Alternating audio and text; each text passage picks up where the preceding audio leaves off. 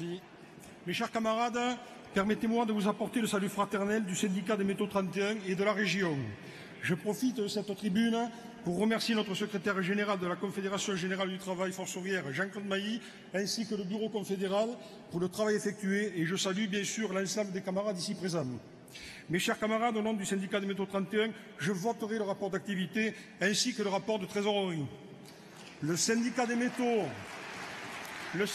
métaux 31 regroupe plus de 90 sections syndicales et plus de 100 000 timbres vendus.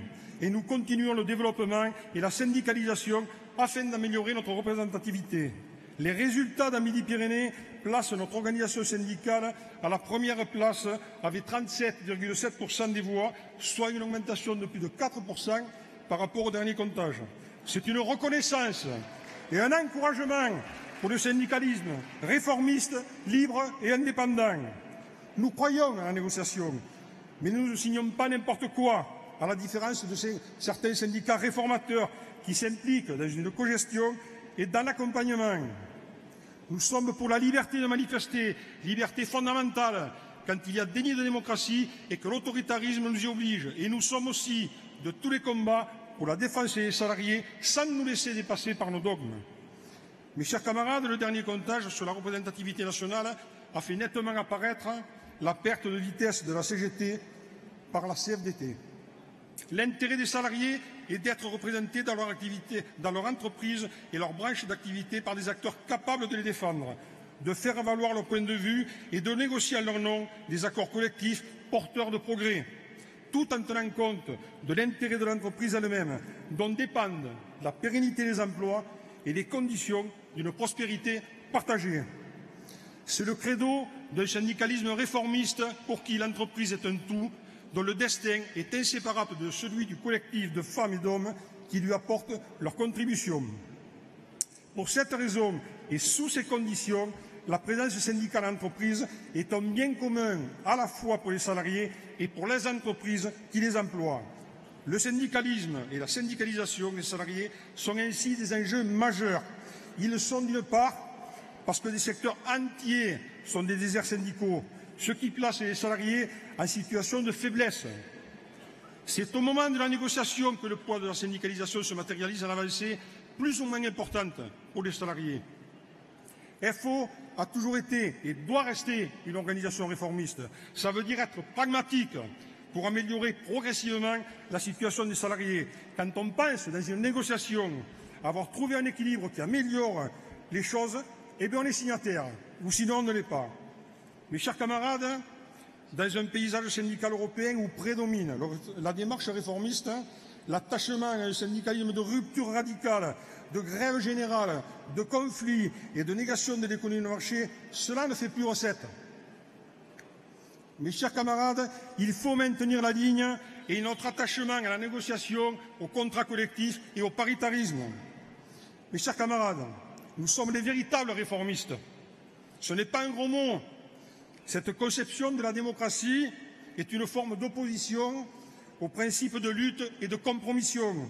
Cela nous permet d'organiser les relations entre les salariés. C'est notre capacité à comprendre l'attente des salariés par l'équilibre, comprendre les émotions, les sentiments.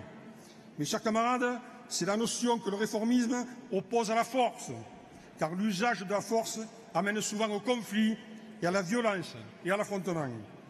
Notre pratique raisonnée et intelligente conduit au partage, à la solidarité. Pour que le rapport de force reste un espoir de réussite, nous devons en respecter les faits dissuasifs. Le syndicat, pour avancer, doit négocier, signer des accords avec le patronat, faire des compromis, sans pour autant se compromettre.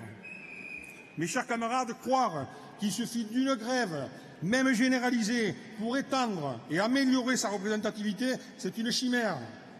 Il faut continuer le développement de Force ouvrière dans tous les secteurs où effectivement nous ne sommes pas à ce jour présents et accélérer la syndicalisation chez les cadres. Mes chers camarades, la tendance pour 2018 concernant le recrutement des cadres en région Occitanie prévoit une évolution de 17 000 emplois, dont 75% à Midi-Pyrénées, soit 4 300 créations d'emplois nettes. Mes chers camarades, ces jeunes populations de cadres, dont 80% ont moins de 10 ans d'expérience, s'identifieront à notre organisation syndicale Gérard, il faut que tu conclues maintenant, que si nous sommes capables d'entendre leurs attentes et de respecter leur statut. Mes chers camarades, nous devons tous rester déterminés et unis sur cet axe majeur de la syndicalisation. Ce qui se joue en France comme en Europe, ce sont les questions économiques et sociales. Gérard, je t'invite à conclure. Il faudrait mettre fin à la logique de rigueur et d'austérité, car c'est sur cela que se propage le populisme. Cette flexibilisation toujours plus grande du marché du travail est dépourvue de réelles contreparties relatives à la sécurité de l'emploi pour les salariés et met à mal notre modèle français. Mon cher camarade, sur la loi travail, c'est toute la construction des relations. Maintenant.